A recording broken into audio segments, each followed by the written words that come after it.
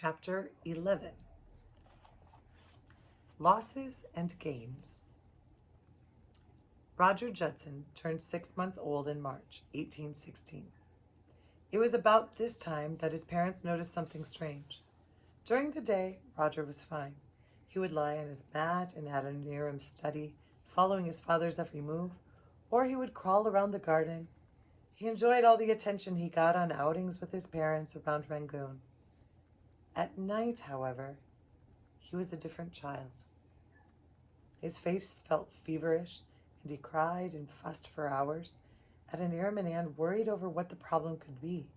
Neither of them knew enough about babies to decide whether it was normal teething behavior or if their son had something more serious wrong with him. Only time would tell, and it did. Exactly 2 weeks after Adoniram and Anne first noticed Roger's high temperature at night, the baby had a coughing fit. Nothing his frantic parents did for him seemed to help.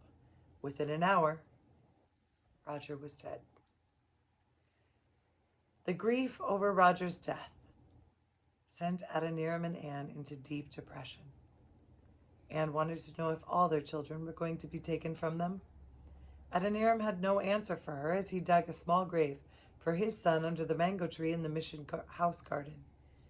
News spread quickly of Roger's death, and later that day, over 200 friends and acquaintances arrived in time for the funeral of the little white child. For the next 3 days, neither Adoniram nor Anne had the heart to go out in public. Instead, they locked themselves away in the mission house, surrounded by the few physical reminders of their dead son. A crib, the tiny clothes he wore, and his mat on the floor. On the 4th day, Anne looked out the window and let out a surprised gasp. "Adoniram," she called, "the vicereine is on her elephant, and she's stopped outside the gate." Adoniram hurried to the window. His mouth fell open as he counted the number of officers and attendants the vicereine had with her. There were over 200 of them. "What can this mean?" he asked anxiously, slipping on his jacket.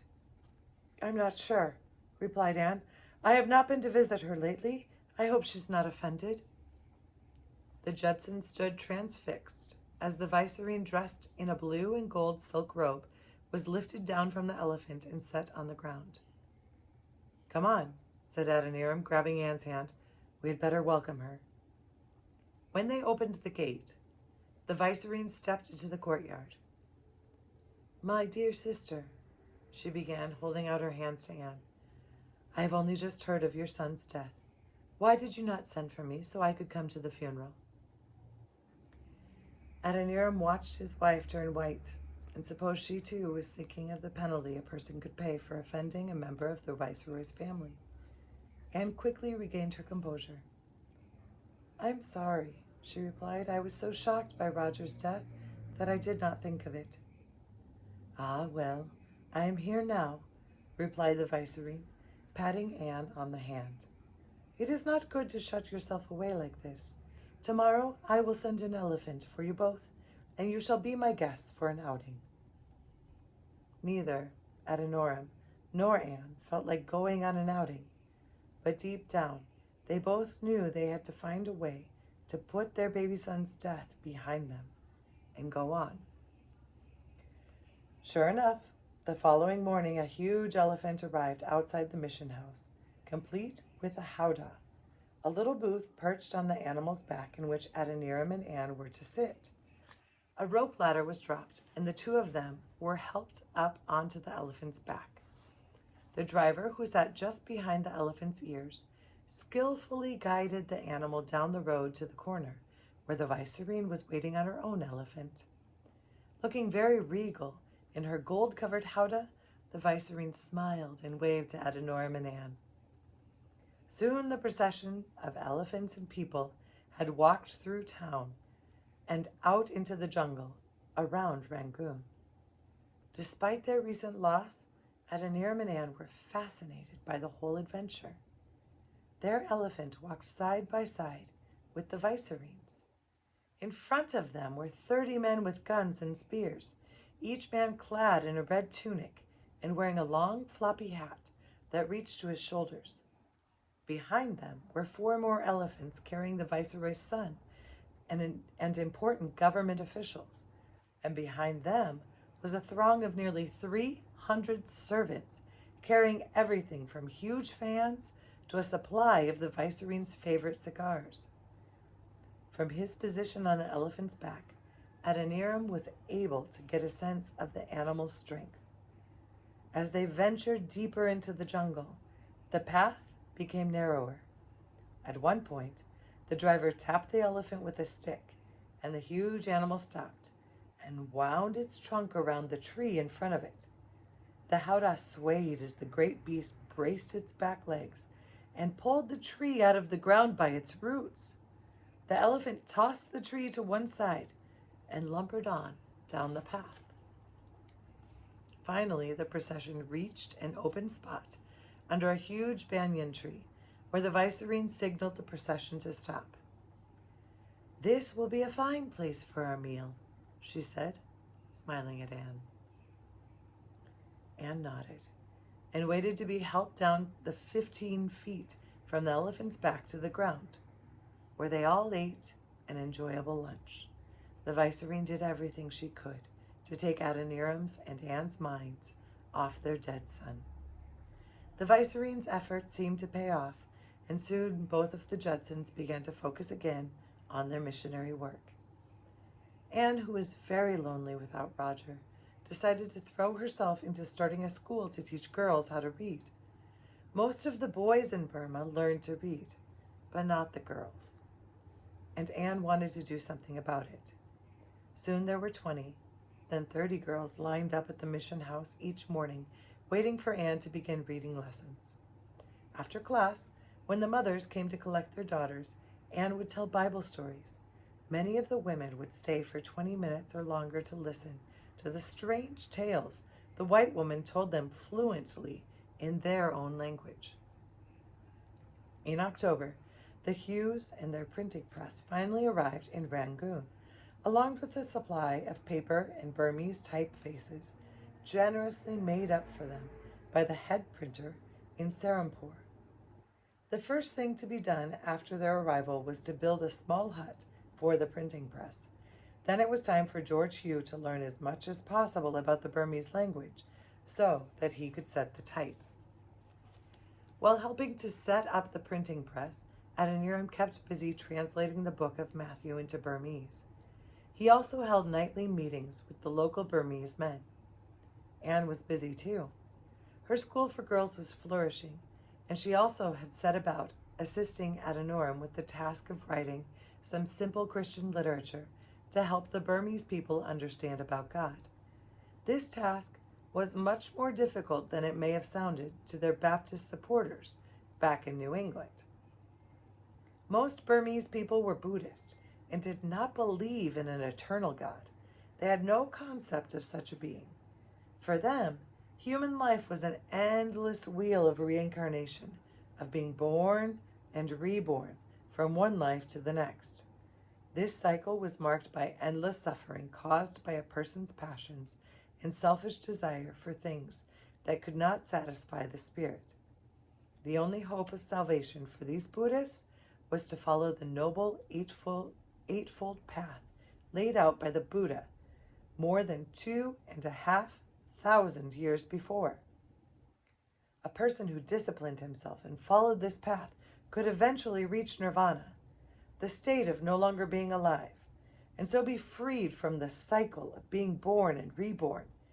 It was a bleak outlook, completely at odds with the hope and promise of salvation from sin and a new life here and now, and in heaven to come, held out by Christianity, which Adoniram and Anne were trying to share with the Burmese people. It took a while, but finally Adoniram and Anne produced a 7-page tract that they felt explained the gospel in a way that Burmese people could understand. They concluded the tract by noting the date it was completed, according to both the English and the Burmese calendars. In the year of Christ, 1816. In the Burman year, 1178. In the 67th day of the lord of the Sadan elephant, and the master of the Sakya weapon. And in the 33rd year of his reign, in the division Pashu, on Tuesday, the 12th day of the wane of the moon, Wagong, after the double beat, this writing, entitled The Way to Heaven, was finished. May the reader obtain light. Amen. The type was set for the tract, and in early 1817, 1,000 copies were printed by George Hugh. At first, no one seemed very interested in reading the tract, but slowly word got around that the foreigners had a holy book, and men began to stop by the mission house and request a copy of it. Sometimes they would stay and ask questions, but most often they just took the tract and quickly left. It was surprising then to Adoniram when one day, in March 1817, he answered the door to find a man who wished to come inside and talk. "My name is Mong Ya," the man said. "I have come to visit you." "Please sit down," replied Adoniram, taking note of the man's expensive clothing. "Where are you from?" "North of here," replied the man rather vaguely. "I have come to Rangoon to worship at Shwe Dagon Pagoda." Adoniram nodded. In Burma, March was Taobong, the last month of the Burmese year, and the month in which huge Buddhist festivals were held. Tens of thousands of pilgrims from all over Burma flocked to Rangoon to worship at the pagoda, where 8 hairs of the great Buddha were said to be enshrined. Mong Ya leaned towards Adoniram, his voice low and steady, his dark eyes gleaming. "How long will it take me to learn the religion of Jesus?" he asked. Adoniram stared for a moment. In his 4 years in Rangoon, he had never been asked this question. Could it be that this man wanted to become a Christian? "Well," he began, stumbling over his words, "it's impossible to answer that question. It depends on how serious a person is in his inquiry. If a man or a woman sincerely wishes to become a Christian, God will give them light. If a person does not sincerely wish to become a Christian, they will never truly understand the Christian message." "It is more complicated than I had imagined," replied Maung Ya. "God is there to help anyone who asks," said Adoniram gently. "Tell me, how did you come to hear of Jesus?" Maung Ya's face brightened. "He is the Son of God," he said, "and God, as being without beginning or end, was not subject to old age or death, but always is." A chill went up and down Adoniram's spine. Those were the exact words of the tract he and Anne had written. Sitting cross-legged in front of him was proof that the printed word could make a difference with the Burmese people. Maung Ya was the first Burmese person Adoniram had ever heard speak directly of an eternal being. "Wait here," said Adoniram, hurrying over to his desk to retrieve a copy of a new tract Anne had just finished writing. "I see you are familiar with my writing," he said. Maung Ya nodded as he took the tract. "Yes," he said. "These words speak of the right way. This is the true God."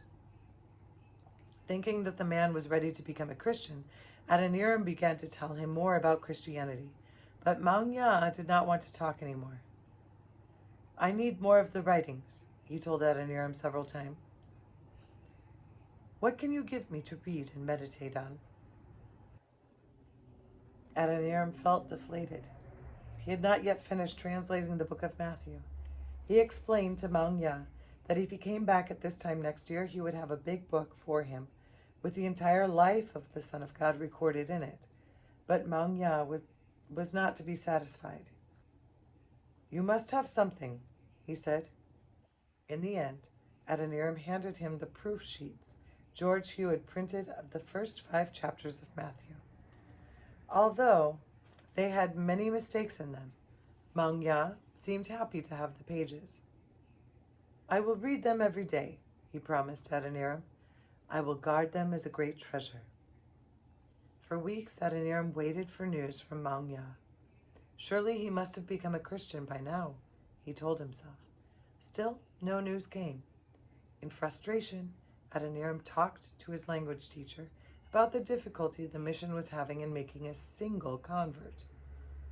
The teacher's answer was simple and to the point. We are from Burma, the Golden Country, he said. Everyone who is from Burma is a Buddhist. Just a few are Hindu like myself. That is the way it is. Your religion might be good for foreigners, but not for us. We are from Burma. Look around. Do you see even a single native Christian in all of Burma? No.